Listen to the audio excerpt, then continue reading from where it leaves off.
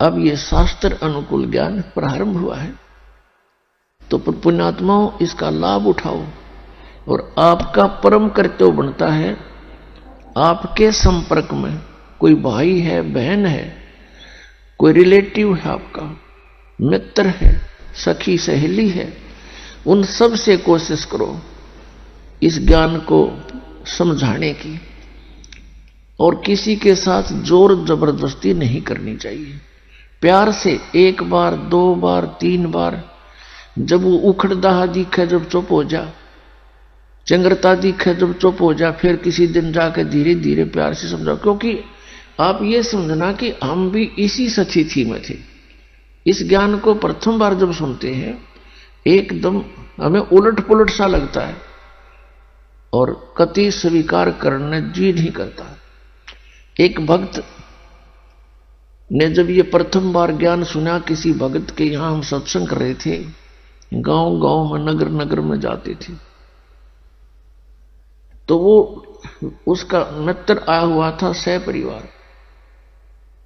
वो बाद में हम बैठ के थोड़ी सी संगत होती है, तो वो कहने लगा, महाराज आपकी बातों में मुझे कति अविश्वास है और मेरा उल्टी पड़न होगी जब आपने न्यू कहा ब्रह्मा विष्णु महेश नासवान है। और फिर वही भगत है अब औरों को बताता फिरता है कि वे सचमुच अज्ञान अंधेरे में भटक रहे थे। कहते हैं आत्म प्राण उद्धार ही ऐसा धर्म नहीं, और इससे बड़ा कोई पुण्य नहीं कि आत्मा का उद्धार करवा दे। एक मंत्री है, मुख्यमंत्री है, या कोई सेठ धनी व्यक्ति है, वो अपने मित्र को, रिलेटिव को क्या दे सकता है?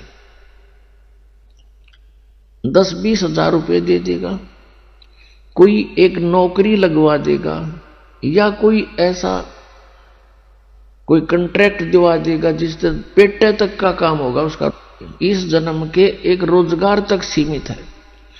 और इस मार्ग से अब इस जीवन में तो उसने थोड़ा बहुत राहत मिल गई, और मिले भी हुआ उसकी किस्मत पूर्व निर्धारित, तो उसी से कारण वो किसी मंत्री से, मुख्यमंत्री से, धनी से संबंधित होगा। वैसे नहीं हो सकता।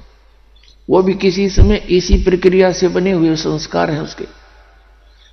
तो अगले जन्म में वो गधा बन गया, सूअर बन गया, बता कौन फैसिलिटी देगा उसने?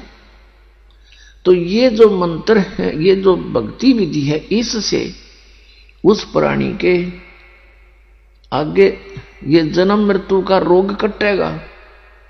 और यदि किसी कारण से पैर भी फिसल गया, ना पार हुआ, तो रोजी रोटी तो उसके आगे रखी पावेगी।